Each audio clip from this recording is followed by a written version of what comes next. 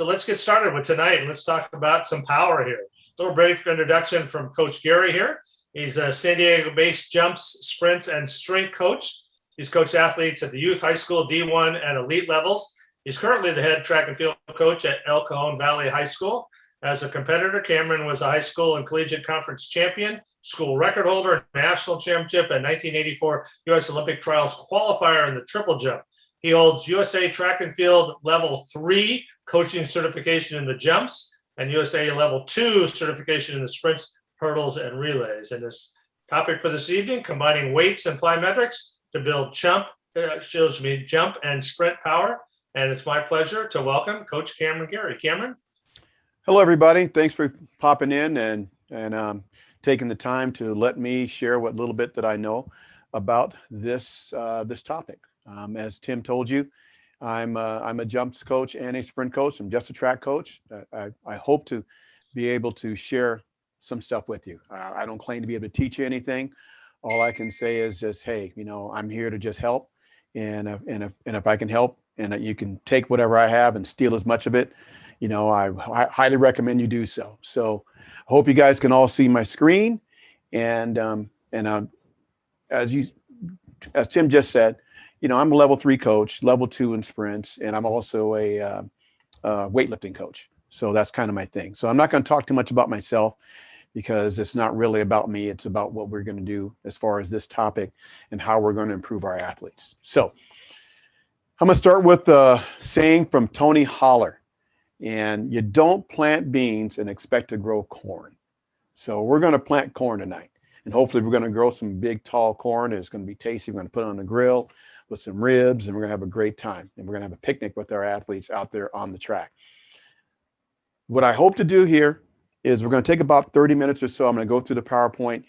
Don't worry about every little note or every little sentence that's written in the PowerPoint, because frankly you can get it later. I'll send it to you, or we can provide it for you as a copy. I believe we are recording this presentation, so don't worry about every little note. Just kind of get the gist of it. I'm not going to spend the next 30 minutes reading a PowerPoint. I'm going to assume you guys can all read. Otherwise, you probably wouldn't be coaches. So anyway, as we move forward, let's talk about the first basics. USA Track and Field has 5 basic biomotor abilities that we teach. Okay, speed, strength, coordination, mobility, and endurance. And those things are things that we have to, kind of work with and manage. We can try to be at our maximum in a particular area, but we have to understand that we can't be at our maximum for everything. We have to be willing to make some compromises. And track is always a compromise thing. And I tell my athletes all the time, when you're at your peak as far as your speed, maybe your endurance is going to be quite, where it was in the off season. Or when you're at your peak as far as your strength, maybe you're not going to be quite as fast. So we have to try to, do things to help those things support the other things that matter. So just keep the main thing, work on the things that matter the most at the time. And I think you're going to have some success. So the first thing we're going to talk about, obviously, this is a strength-oriented presentation. So we're going to talk about strength. Okay, first and foremost, I got this from a book called Easy Strength by Pavel and Dan John, and they talk about strength giving you an advantage over someone that has equal skill as you. So we're going to assume that you can do the particular skill, whether it's long jumping, triple jumping, high jumping, running the hurdles, doing the 100 or whatever. So we're going to assume your skill level is at least good enough. So now we're going to find ways to increase your strength level and increase your power. Having sufficient strength helps keep you from getting hurt. Won't guarantee it, but it helps you. And it also gives you the ability to do certain things you couldn't do if you weren't strong enough. A couple of days ago, I had my athletes doing some hurdle bounds. And some of my younger athletes, they struggled getting over a 30-inch, which is a women's low hurdle, hurdle hop, because they simply were not strong enough. So we have to modify that by either having them do a different exercise or give them a lower hurdle. So first and foremost, we have to understand that when we're training, again, we're going to try to plant some corn here, and we want to train the things that matter, the most, and we can have the most effect on. So we try to train speed and technique early in the session, early in the week. My group, we train speed on Mondays, Tuesdays at the latest. And then we go into our other stuff, whether it's coordination, whether it's technique work, whether it's, whether it's endurance, conditioning, that sort of thing. You can do a lot of damage to your athletes by making them tired before you teach them a skill or before you try to make them powerful. So remember, the fatigue can be the enemy of good speed and good technique. So just keep that in mind. There's nothing wrong with training athletes to failure sometimes, and we have to kind of keep that in context as well, because we have a total failure and then we have what we call technical failure. And I don't believe in taking athletes to total failure. I know some coaches love to see people laid out and all that, and frankly, so do I. But that doesn't necessarily make them better. So I like to go to technical failure, to the point where if I'm doing a conditioning exercise to where they can't manage the technique correctly, and when they can't do that, then we move on. So there is a difference. Training order does not mean that we disregard endurance. We still do endurance, but we have to put endurance, where frankly, where it belongs, and for the most part, is usually last. I remember at another school, and I won't say the name, where I was, and I wasn't the head coach, and where they would always run the hell out of the athletes, and then they say, okay, now go practice the high jump, or go practice the long jump, or go do the hurdles, and it was an afterthought, and that's not good. The athlete's too doggone tired. So be aware, just making them tired is not going to necessarily make them better.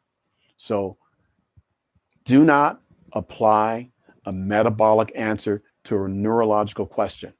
Speed and power are neurological qualities. All right. If your neurological, if your nervous system is shot, you're not going to train speed. You're not going to get the speed and the quality you need. You're not going to get the power you need, because speed's a component of power. And we're going to get to that. Okay, basic definitions. Okay, we talked about strength a little bit already. Strength is all about how much load you can overcome. That's simple. We generally train speed at less than 6 reps, and we're trying to just move a heavy load. Right here, I've got Sydney pulling about, I think it's about 365, 370 or so on deadlifts. And we generally keep the reps, again, 6 reps or less. It doesn't matter how long you're moving it. So time is not a component. It's really just about load. That's our strength. Now we talk about power, it's a different thing. Now we have to overcome resistance. We have to do it quickly. Now it's a function of how much load you move versus time, or how much work you do versus time. There's a big difference between moving 100 pounds in 1 second versus moving 150 pounds in 2. So if you move 150 pounds in 2 seconds, you may have moved more weight, but it took you 2 seconds to do it. All right. So when it takes you 2 seconds to move that weight, you're basically moving 75 pounds per second, as opposed to the person who moved less weight, but they're moving 100 pounds per second. And in a sporting environment, that's going to be much more applicable. Right here, you just saw Jasmine doing some power snatches. We do a lot of that from the hang position, and I'm going to talk a little bit more about that as we work our way through it. Here, we're trying to get the bar speed moving as fast as possible. I do not, although I do coach weightlifting, I don't coach my athletes to snatch like an Olympic weightlifter, meaning I'm not looking for them to go into a full deep squat. If they can, great, but I'm not going to waste my time spending time teaching them that, when I should be spending time making them faster or making them stronger at their event. I'd rather they work on getting the bar going fast and putting impulse into the ground so they can move the weight, because they're not weightlifters. They're track and field athletes. Speed, how fast you can move. Real simple, regardless of direction. I'm sorry about this video. Sydney's not that fast. He's fast, he's sub 1 second for 10 meter, but this is one of the videos that came out kind of crappy. So I'm sorry about that, but it's just simply how quickly you can move. Limbs, how fast you run, how fast you move, whatever it is. And it's usually expressed that as a unit of distance versus time, miles per hour, degrees per second, meters per second, that sort of thing. Strength, speed. Very different from speed, strength. They're both related, but strength speed is moving a heavy load, really, really heavy load, as fast as you can. The focus is on the weight, and then we try to move that super heavy weight quickly. We like to target speed at about 0.75 to 1 meters per second. You say, well, coach, how do I do that? You can use video. If you have the money, you can buy a Tendo unit. I have a unit called a Rep 1 unit. It's basically like a Tendo unit, but it's only like $500 as opposed to paying, I don't know, Tendo's a couple $1,000. And I can measure my bar speed that way. And so when I'm doing work, I can put athletes on those type of drills. Right here, I've got Sydney doing a heavy jumping deadlift. So, and on these workouts, we usually we keep the reps down around about 3 to 4. And the load's pretty heavy. Right here, that's about 300 pounds, and he's jumping with it. Of course, he's not going to jump really high, but he's trying to move it, and he's trying to break contact with the ground. Then we get to what we call speed strength. A little different. Here, the focus is moving a moderately light load, or even no load at all, like moving your body, for instance, but a light load, shot, medicine ball, something like that, as quickly as possible. So the focus is not on heavy load. The focus is on how fast you move it. Now we're trying to move at 1 meter per second, 1.3 meters per second, or faster. Again, it's a relatively lower percentage vis-a-vis what you can lift. The percentage is relative to the person, obviously. So a person, to say, who can bench press 300 pounds can throw a 10-pound medicine ball much differently than a person who only bench presses 100. So strength is obviously related as well as power. Here we have an example of an athlete doing an over-the-back medicine ball throw. It's one of my favorite drills to do. We do several different variations. I'll show you a couple as we work our way through towards the end. And we do them jumping off boxes. We do them, splitting the legs on the landing.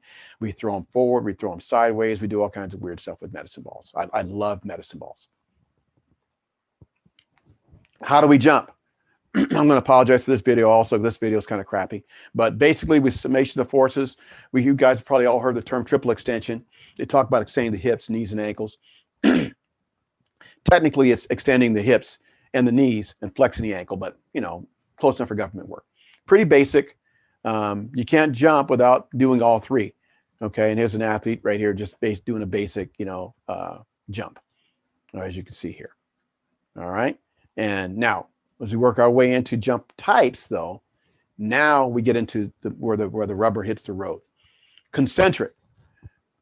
We always think about concentric when we talk about shortening the muscle, and it may either fold a joint or open a joint, flexion or extension. And it's usually started from a stationary position. The most obvious example of that in track and field is the start. As you can see right here, I have an athlete, or two athletes actually in the blocks here. Jasmine's the closest one. And you can see her front knee right here is about 90 degrees. The back knee is about 120. So from here, this is static. And on your start position, your athlete comes up for about 1 to 2 seconds. The gun goes off, and they're going to basically jump. If you think the first step on the blocks is not a jump, then you're going to have a hard time competing. If you look at any top sprinter, they're literally jumping off that front block. Now, there's some other things they're going to do from a technical standpoint, no doubt, but they're definitely jumping. So how do we train that? We train that with our strength-oriented movements. Our traditional, conventional weightlifting, our squats, our power cleans, snatches to a certain extent, jumping up onto surfaces, running up stairs, running up hills, that sort of thing will help train that concentric motion, being able to explode and jump from a still position and explode and go from there. Jump types, counter movement jumps. A good example of a counter movement jump, as you see right here with Sarah, she's going to jump down and will basically drop her body down and then jump up. And a counter movement jump is when we basically take our mass, which doesn't change, and we're going to make ourselves heavier by bringing ourselves towards the ground and using our arms to swing down and then back up again. Our arms help, but the counter movement is the stretching of the muscles in the quads, and then, of course, shortening them up when we get into our isometric position and then into our concentric position. So there's an eccentric position where we're stretching, isometric when you're still, and concentric when the muscles shorten again. The eccentric position is done, it's done quickly, obviously, but isometric position, or the coupling is done very, very quickly. So briefly, you almost can't even see it. So there's an example of a counter movement jump. Plyos. Okay, I'm not going to teach you a plyo class today. We're going to go over some real basics real quick. I'm not going to read all the details here, but think of it as basically the way the word comes from, the origin basically comes from how to increase. Plyo is increase, and metric means to measure or lengthen. So we're going to increase the length, and when we're increasing the length of the muscle, think of a rubber band. I pull a rubber band back, I'm increasing it, it's trying to shorten, I release it, it pops and goes. That's basically what we're doing with plyometric. So what we're doing is we're sending a signal to the brain, telling the brain that there's an emergency, there's an alarm there, and it's going to react by giving us a quick jerking reflex. So if anybody's ever seen a knee, the knee jerk thing where the doctor taps you on your kneecap, that's called myotatic. When they hit it, and then that quick jerk, when they hit the tendon, your leg jerks out. That's basically what it is. And so we're making the brain, we're training the brain and training the nervous system to be able to for lack of a better term, explode, and to make the muscles, explode with dynamic power. So when we think about plyometrics, it's not the same. And I see this all the time with folks. They're doing jumps, and they're doing them slowly, or they're not really jumping hard, and they call it plyometric just because you're jumping. Well, that's just aerobics. Nothing wrong with aerobics. That's cool, but that ain't plyometrics. Plyometrics is when you are bouncing. So a golf ball is kind of hard, but it really bounces, versus a softball. Not so hard, doesn't really bounce real well. We want to be the golf ball. When talk about starting blocks, for instance, the front block in a starting block is where the stronger leg generally is. That leg's going to apply force for a longer period of time. So there's going to be a big strength component there, obviously. But the back foot is on the block also. That back foot actually has a higher peak impulse than the front foot. But that leg is straighter, and so basically you're getting a punch off the back foot.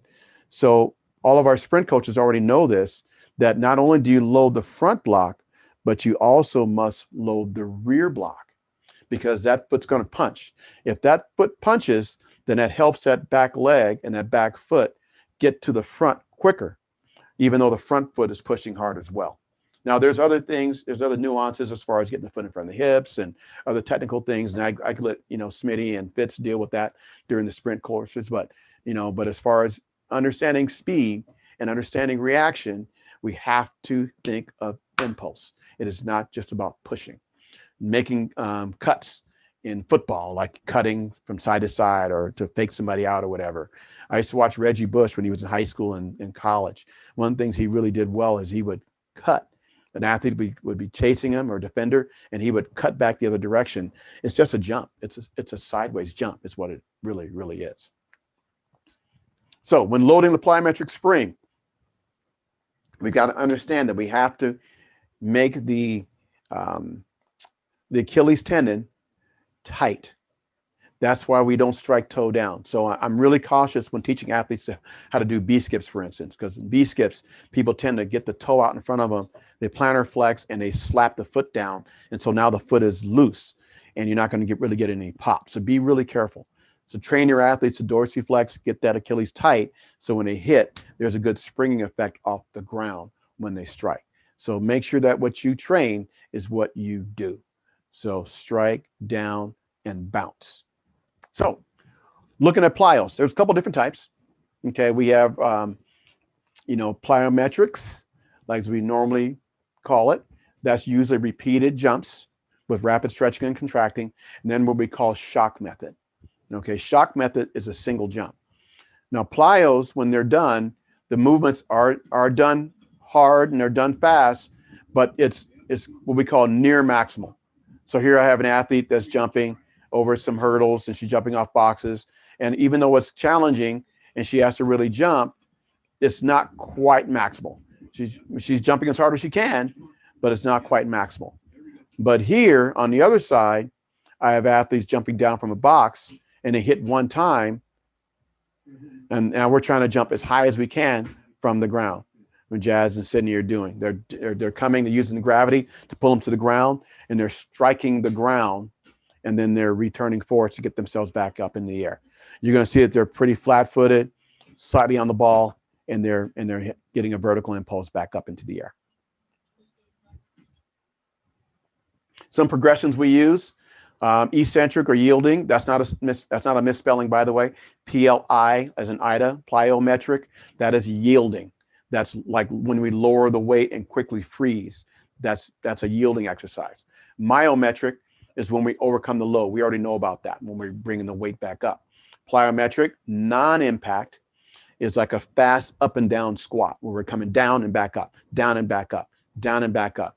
That's a plyometric non-impact movement. Impact plyometric is what we call a drop and stick. And I'm gonna show you some video of athletes doing that. We're jumping down from a box and we hit and stick. That's a good progression as well. And obviously impact plyometrics like rebound jumps we just talked about. Again, shock method's not for everybody. Again, we have a couple different methods you can use. We have the jumping. I apologize for this is one of the weird videos, but where we have athletes that will jump down and do multiple jumps. And the classic jumping, the classic shock method is generally done when we have less than 10 repetitions and it's single. So what I mean is you hit down single and then you repeat. Hit down single, then you repeat. No more than 10 times. And then we rest and do something else. Obviously the other stuff, bounding, all that kind of thing, we do, for distances.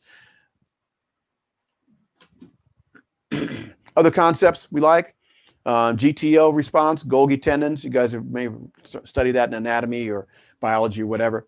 Your Golgi tendons, their job is to inhibit you. So to protect you, for lack of a better term.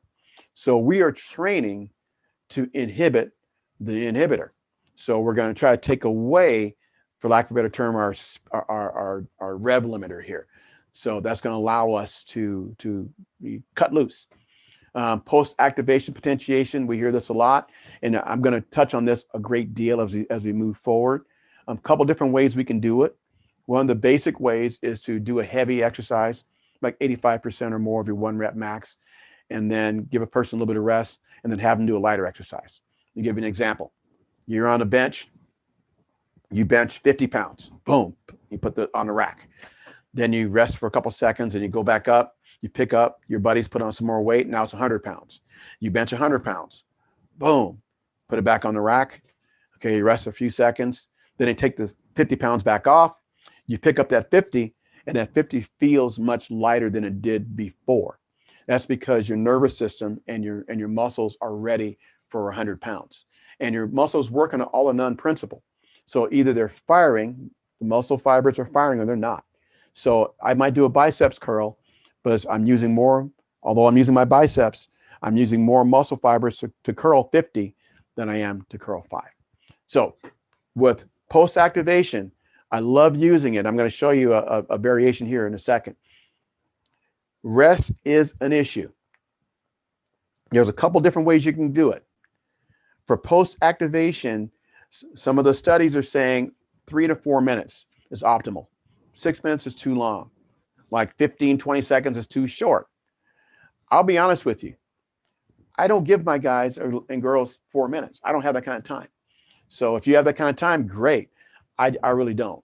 So I'm usually giving them about a minute, 2 minutes at most, to be honest with you. And so I'm going to be realistic based upon what I'm getting. Am I getting the absolute optimum based upon the science? Probably not, but it seems to work pretty well for my athletes. This right here, I'm going to have, Jazz is doing basically we call it a jump and release, where the athlete's going to jump with the kettlebell 3 times, and then they're going to release and jump. So their athletes, they're getting their body ready for a load, and then when they release, then the muscles are already primed up and fired and ready to go. And you'll see it here. Here's one example.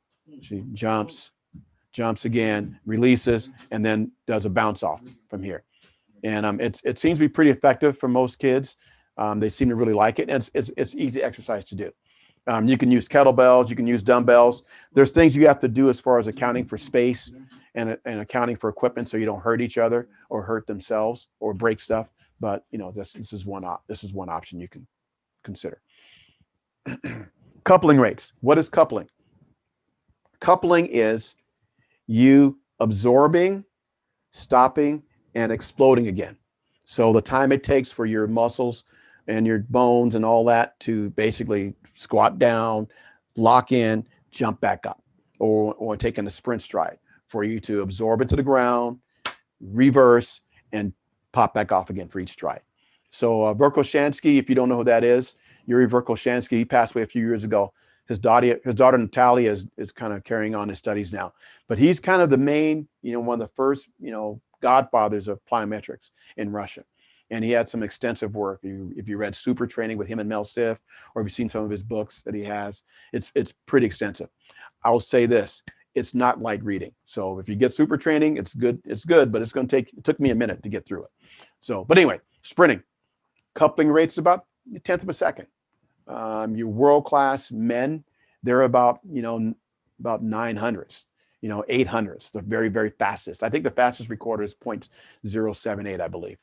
Bounding right about, quarter second, 0.22, they're about. Squat jumps, they're about 0.40.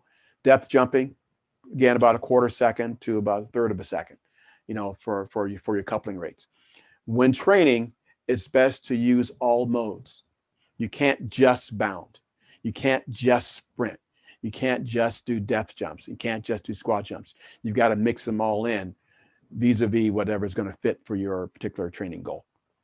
So we like using basic exercises, bounding runs, long coupling time stuff to get the legs and get the feet used to doing it.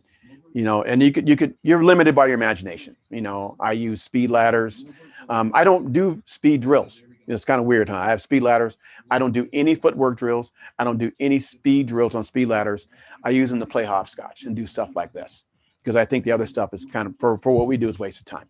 Not saying it doesn't have value in other areas, but for us, this is what we do. You're going to see number of my athletes do this barefoot when we're on a soft surface, because the feet have to be strong as well. We do other things where we increase force by using like kettlebells. We may use weights. We use weights with bands. I'm going to show you an example here. Here I have some of my girls here doing kettlebell swings. We do Russian kettlebell swings. Normally the swing rate is 10 swings every 15 seconds. So in about a minute, you can do about 40. That's the normal swing rate. Periodically, I'll do things where I'll increase the swing rate on purpose, or I have them pull the weight down and really snap it up faster. Or I'll do something, give them a lighter weight and have them go even faster. Or give them a heavier weight and try to have them go fast, or put a band on. I'll show you the band here in a minute. Kettlebell swings are great. It's basically like jumping, because again, you're hinging at the hips, you're extending at the knees, and you're essentially jumping without leaving the ground. So I would call it basically a low impact plyometric movement. This particular squat technique that we're using here, you'll see Jazz has a barbell and it's loaded with some weight. And you're going to notice that there's bars here that's going to restrict how far she can go down. It's going to be like a quarter squat. And she's going to jump with the weight, and you're going to notice that there's bands on it. Well, why are there bands? And you're doing squats, why not just add weight? Well, what we're trying to do is, obviously she's using weight and she's resisting. I mean, the weight's resisting her by pushing down into the earth. But you got to remember that as your knees extend, the mechanical advantage grows. So it becomes, for lack of a better term, easier to lift the weight. So by putting a band on, or chains, for instance, the weight actually gets heavier as you go up. So we jump with this. So rather than having it release the pressure, it actually increases the pressure as they jump. So I'll give you an example. I believe right here she's doing a standard. Yeah, she's doing a standard as opposed to a B stance, quarter squat. And this one's a repeated squat jump. As you can see, it's hard to keep her balance. And she jumps up, and they're hard. Okay, and we usually go about, again, no more than about 6 reps, because again, it's not an endurance exercise, it's a power exercise. And we're trying to get the athlete to exert as much power into the ground as they possibly can. Weightlifting, not weightlifting one word. Weightlifting one word are always the Olympic lifts. Clean and jerk and the snatch. That's what they are, though. That's 2 lifts. But weightlifting, 2 words, in our purposes, we're going to use the Olympic lifts, variations from the floor, hang clean, hang power clean, hang snatches, from the floor, rebound cleans and jerks, all that sort of thing. And what I like for certain athletes is because occasionally you have an athlete who can't really lift the weight, so we'll have them do high pulls, and they get many of the same benefits without having to teach them how to catch. There are some coaches who don't even teach how to catch at all. They think it's not worth the time, and there's some merit to that. I like the catch because I think it's good for the athlete to learn how to absorb the weight and how to deal with the load, the eccentric load, and the impact, frankly, because learning how to jump and how to sprint is about learning how to have controlled violence. You have to be able to hit and be hit. And when you're being hit, you have to know how to return the blow to the ground. I had my athletes today doing some long bounds, and one of my athletes was getting hit when they were hitting the ground. And it sounds kind of weird the way I'm phrasing it, but they have to be willing to strike a blow into the earth in order to deliver power. If they wait for the earth to strike them, they're never going to be able to exert power and have an effective movement. And here's Sarah doing a high pull. I teach my athletes to snatch first. Most coaches teach the power clean first or the clean first, and there's nothing wrong with that. I'm not against that. I like teaching the snatch first because the bar moves faster and the bar moves farther. That's why I teach it first. And for kids who can't get the weight up high enough or they're not strong enough, I'll do a snatch grip high pull, and it'll help give me the segue into teaching them how to snatch later on. Obviously, we do the basics. We do squats, we do deadlifts like everybody else, no different. We do quarter squats, we do full squats, we do split squats, we do rear foot elevateds, we do splits, we do hesitations. We call 1.5s. I think I have a film here I'll show you later, and we do a thing called B stance. B stance is, if you've never seen it, is where you have one foot ahead of the other, but they're not in line. So one foot's off at an angle a little bit. So they're kind of putting load on their front leg, and it's a little bit more difficult because there's a balance component. And now we're kind of almost single weighting. Not exactly, because your other foot's still touching the ground, but it is definitely a much more difficult variation. I like single legs and B stance and rear foot elevateds a lot because it enables me to keep the load and intensity high without loading the spine. So some other ballistic dynamics. I talked to you guys already about putting the bands on the kettlebells. I'm going to show you that in a minute. I love Russians. The Russian lift where you put your foot on a bench or a roll or something, or a person's shoulder, and you put your back on something and you raise yourself up. It's an incredibly effective hamstring exercise. But right here, I'm going to show Jasmine doing ballistic Russians. So you're going to see here, she's going to come up into that Russian position where she's going to stabilize, and she's going to be holding herself up with one leg. So she's going to come up, she's going to dorsiflex a foot, she's going to get her hips up, she's going to stabilize herself here, and now she's holding with one leg, and you're going to see her exchange without letting the hips drop. And so that's a dynamic movement which helps to, for lack of a better term, prepare the impact for hitting the ground on a sprint or a jump. So it's a great exercise. It's not a regular Russian. A regular Russian obviously is raising the hips up and down. But right here, this is an impact exercise. So it's a little bit more ballistic, a little bit more dynamic, and a little bit more of a power component because you're moving fast. Right here, I've got the kettlebells with bands on them. So our normal kettlebell swing, relatively heavy weight for the athlete. For Jazz, this is 16 kilograms or 35 pounds. I think Sydney right here, you saw him lose his balance, is using a 53-pound kettlebell here, 24K. And our normal kettlebell swing, we swing Russian style up to the armpits. And that band, as you can see, it's pulling the weight back at them, so they have to basically rebound back up. And because as the weight flies up, the weight is being resisted, so they don't, for lack of a better term, they don't get a break. They don't get a break where the weight floats. It never floats. And so right here, we're constantly loading them, and we're constantly making them stretch and release, stretch and rebound at every move. I'm not going to try to play this video. This video came out like crap, but hopefully you can see it. Oh, it did came out beautifully. Okay, here's Jasmine doing long bounds. Everybody knows these already. Long bounds are a good movement. And let me go back. I meant to go back here. Oop, let me try again. Bear with me. I accidentally closed this.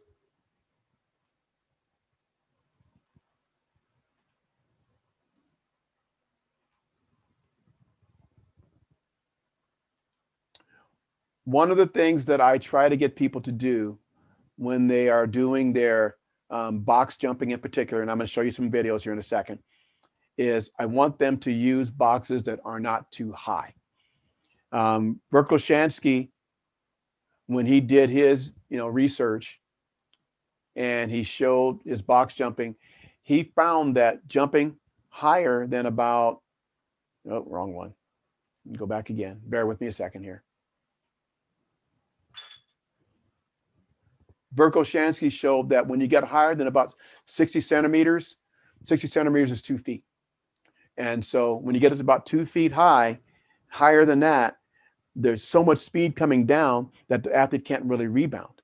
And so what happens, they're yielding so much that they don't get the bounce again. So we find that using boxes that are about 18 inches, 12 inches is fine. We do a lot of work at 4 inches, frankly. And you can build 4-inch boxes rather easily. Just go to Home Depot or Lowe's, get you some stair treads, get you some 4x4s, cut them in 2-foot sections, and then put them together. Get you some, I use welcome mats. I cut them and I put them on top and I nailed them down. Or you can use a staple gun and staple them down. And it works. And I'm telling you, they're extremely durable.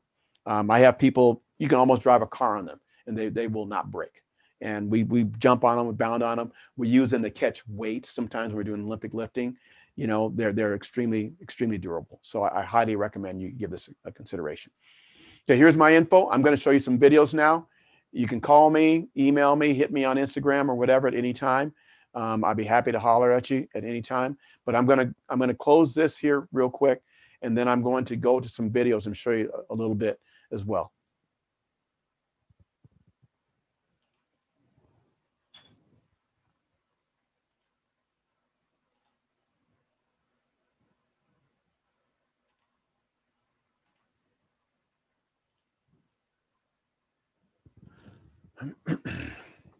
Okay, we talked a little bit about some of the other dynamic movements that we do. Another one that I really, really like is a repeat jump with weights. I'm a real big proponent of that. I'm also a big proponent of using bands. And we use bands to resist starts. For instance, we'll put the athlete in a starting position. We call these low to high. And we'll have the athlete set up in a position and they'll pull like a heavy, like a super band, for instance. And let me see if I get one of the person actually pulling so you can see it. And we'll also have them actually jump with it as well. And we'll do like what they call a board soft lunge or something like that. So, oh, wow, this is not playing. Oh, wow, it played earlier. I don't know what's not playing now. Oh, well.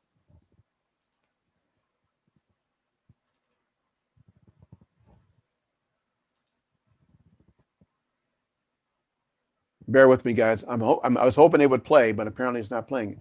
We tested it out before you guys got here, and it played just fine. I'm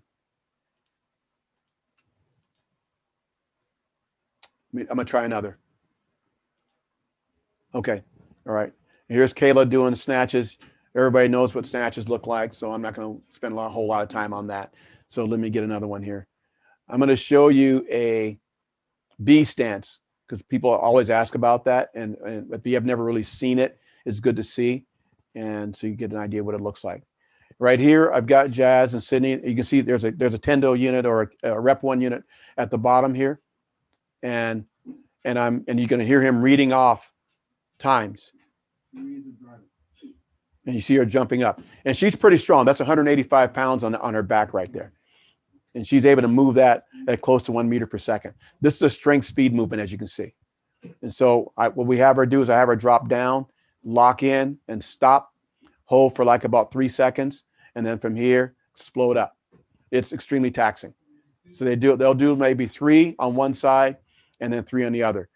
Most occasions I'll have them put the bar down because I want them to be completely refreshed. Because if they get too tired and the movement slows, and that's going to change what we're trying to accomplish. So this is what we call this drop and stop. as you can see from here. And that's some pretty good, that's a pretty good load right here. And she's a pretty strong girl. There we go. All right, very nice.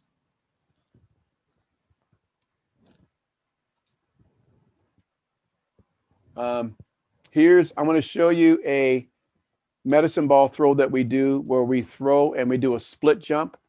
This isn't it. And I really like this one a lot because the athlete will do an over the back. Oh, God, it didn't come through. Oh, well. I'm sorry about that, guys. Some of them are playing, some of them are not. So I wish it did. I apologize for that. Okay, well, if you guys have any questions, I know we're running a little bit short on time. I'll play more videos if you want me to. But Tim, I know you're there. So if you have any questions or whatever, I'm open. Yes, and you can continue to ask questions as we go through. We have some on lifting. You do reverse grips on all lifts, is that right? Reverse grips? I'm not sure what do they mean by that? Right hand's facing the body, left hand's facing away. Oh, okay. You mean like a combination grip? Yes. I teach the combination grip. They don't necessarily have to do it. I know Sydney sometimes likes to use a regular overhand grip, but the reason why I teach it is because it helps the person to retain the weight, because it slips out of one hand, rolls into the other, and vice versa. So I think it's better, but you don't necessarily have to do it. That's what I teach. Okay. I also teach the hook grip too, by the way. Okay. The hook grip for our snatching and any type of pulling movement, whether it's a snatch or a clean. All right. Hex bar versus the regular Olympic bar, advantages and disadvantages? Well, the difference on the hex bar is because the weight is going to be directly beneath your hips. And so there's going to be less stress put on your lower back and your glutes. It's not necessarily better. It's going to be more quadricep centric or quad centric, if you will. And so, but I like both. Sometimes we'll do a regular bar, straight bar deads, or straight bar jumping deads. But the athletes seem to favor using the hex bar. In this case, I have the handles turned up. As you can see, let me see if I have here Jazz here. If I have Jazz here, you can kind of see her. And so the handles are turned up. But if we were actually lifting, like for Max's, I would have her grab the lower handles because I want the handles to be the exact same as if she was jumping or lifting a regular bar.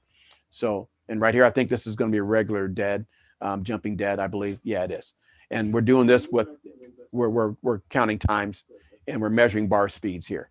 So this is 135, and I think she's moving at right about 0.9 or 1.0. So this is more speed strength for her because she can deadlift over 300 pounds. Wow. All right, here's a rather long question here. All right, question on the amortization of muscle energy. How do plyos help this? So much energy is lost between extension and contraction. How do plyos help us reduce this loss?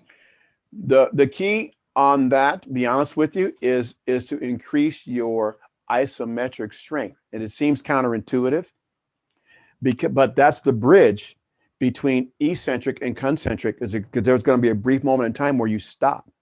And if you're weak isometrically at that specific joint angle, you're not going to be able to make that transition fast. So we have to increase isometric strength at that joint angle for one. And you'll see some athletes train that. I know at the training center, Jeremy does a lot of stuff where he has them do a squat against a peg that's set upside down so the bar can't move, and they're pushing, and then they release, and then they go out and they do a jump, from that particular movement or that particular angle.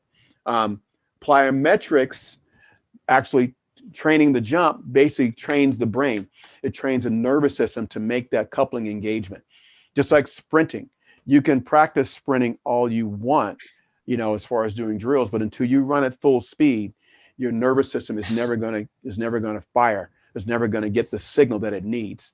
So you have to run fast. You have to jump hard. You have to jump fast. That's the only way you can do it.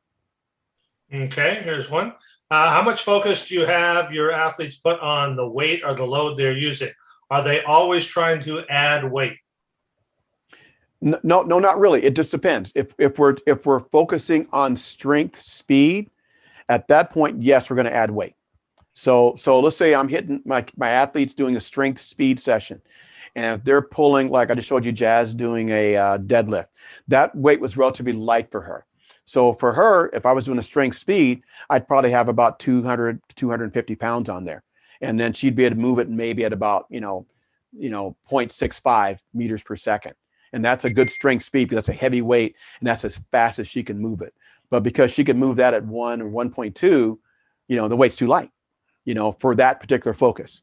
But if we're working speed, strength, I'm going to lighten the load and concentrate on moving that bar as fast as possible. That's why having like a Tendo unit or a Rep 1 unit is so valuable, because I can actually measure the speed and I can actually see how fast they go. Or you can use your eyeball. Your eyeball will tell you as well. All right, these two questions are somewhat related here. So at what time of the track season do your athletes lift the heaviest weight they would all season? And then the second question, I guess, is kind of part of that also then, is do you stop lifting completely in the championship section of the season? I'm glad you asked that, because it depends on the athlete, to be honest with you. I can lift girls all year. And people ask, well, why is that? Because women don't get tired. Women can handle volume. They just handle volume. I don't know why it is. Men, you got to break them off because they get tired and they complain and whole other crap. But also men have more testosterone. In all seriousness, the men have testosterone. It's going to sustain them. So when I break them off, as far as the weightlifting, a few weeks out, to let their body, their energy reserves and their nervous system reserves, kind of regenerate and help them freshen up, for lack of a better term.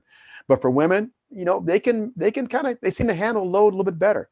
You don't have to do that with them. And it helps to keep the endocrine system fired up, and helps keep them, for lack of a better term, strong, because they don't have the testosterone. And so we got to keep spiking that endocrine system. We got to keep spiking that nervous system to keep them, for lack of a better term, fired up. But luckily they can handle the load well enough that they just don't tend to break down.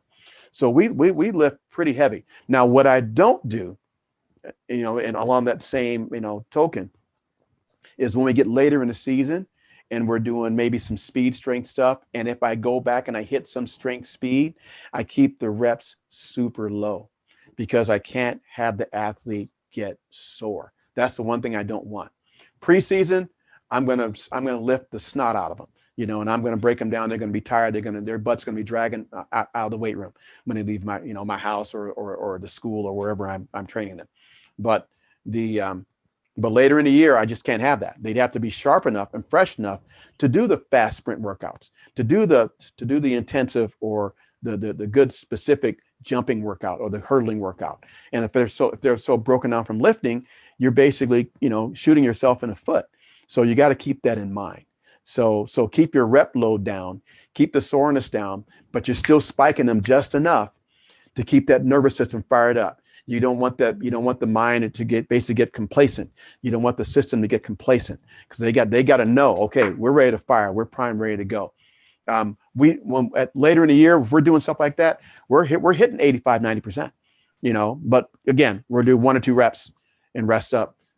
You've probably heard the stories of Ben Johnson, drugs notwithstanding, benching like 500 pounds a week before the Olympics or something like that. So there's something to be said for that. That is not for everyone, but it's kind of what we do, and it seems to work pretty well. Okay. What are your differences in season versus off season training loads, intensities, and training sessions per week? Off season, we're going to have a lot more volume, because again, fatigue is not as much of a factor, and so if they're tired, say, Coach, I'm tired, I'm sore. Well, I don't care. So that's what that off season, that's what it's all about, bro. I'm sorry. The job is dangerous when you took it. So you're going to be tired. And, I'm not going to overtrain them, because we're going to test their limit, but we don't want to overtrain them either. And so I like using a 3-week cycle, where I go an accumulation cycle a week, I go an intensification week, then I go a stabilization week, and then I'll break them back down. We'll go really easy. Like tomorrow's Wednesday is usually a restoration day for us. So tomorrow we're going to throw the medicine ball a little bit and play soccer, and then the next day we're going to be sprinting. So, but during the season, again, we cannot be sore. We cannot let athletes get hurt. There's two things we just can't have happen. My school, I'm not blessed with 300 Jamaican kids. I've got, last year I had 4 sprinters, 4 varsity boys. One of my boys goes down, my relay's gone. I can't let them get hurt. So I have to do things that can stabilize them, that can keep their strength maintained. So we're not trying to break our squat record, a month before league finals. That stuff is done before the season starts. But once we're in season, it's just about maintenance. Once a week, maybe twice. We're, if we're going to do lower body stuff, and then we're just doing just enough to keep the energy system, not energy system, but the neuromuscular system fired up. Just enough. And it just depends on the athlete and the situation. So that's led to a couple of other questions about training here. So do you have your athletes lift on heavy training days or light running days? And that depends. Now, for instance, if they're doing, let's say if they did a light, if they did a heavy, like metabolic day, let's just say if it's a conditioning day, like today we ran what we call step downs, and so it was 1,000 meters of sprinting, and it's hard. And so they're not going to lift today. They're just shot. There's no way they can do it. If we were to do anything with them, it would be more of a bodybuilding lift. Come in and do a high rep, easy session of, maybe upper body or some light lower body lifting like that. However, if it's a sprint day, maybe we get to the weight room after doing a sprint session. Let's just say you lift weights after your session, and maybe that day we're doing power cleans, or maybe that day we're doing jumping, split squat jumps, something along those lines. You guys don't know what those are. I think I have some video of it so you can see what I'm talking about. Let me look here. Oh, hopefully it plays. Oh, wrong one. I do have one. Oh, here it is. Nope, wrong one. But basically it's a jumping split squat where the athlete is. Here we go. It's not playing. Oh well, I tried. So they're jumping, and basically their feet are going front to back, and they're holding weight, for lack of a better term. So we may do something like that. So it's more dynamic, it's more ballistic, but we're not going to go in and do a grind workout. We're not going to do that on that day. Let's say if we're trying to do our maxes for, squatting, or we're doing or 5x5, a classic strength cycle where you do 5 sets of 5 reps at your maximum weight. We're not going to do that on a speed day, because we have to be consistent with the signal we're sending the neuromuscular system.